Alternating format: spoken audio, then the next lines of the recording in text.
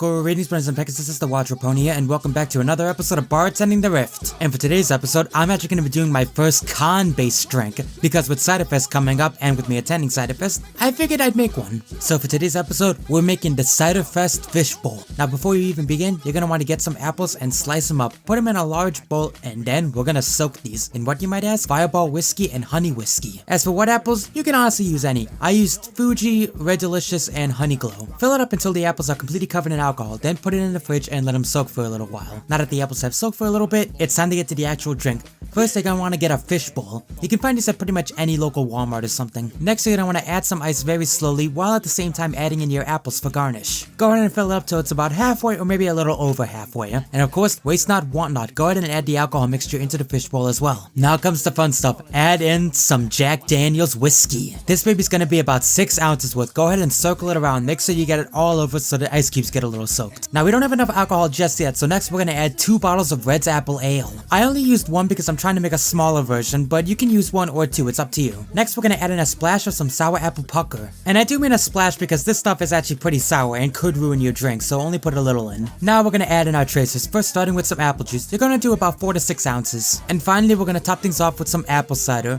because of course. Pour this in until it's completely topped off, and I do mean completely topped off. Go ahead and stir it up with a little ladle or with some straws, and there you have it, the CiderFest Fishbowl. Now this is actually smooth and actually very fresh. I absolutely recommend this for a party. And don't worry, next time guys, I actually will be getting to season the Wiccan. But first, as the suggested, I am going to CiderFest this year. I won't be on any panels unfortunately, but I will be wandering around if you want to say hi. That is if any of my fans actually are going to CiderFest, which is very unlikely, but still. But in any case, until next time guys, I'm the Watcher Pony, and happy drinking my bronies. I'll see you guys at CiderFest. Drink to your heart's content.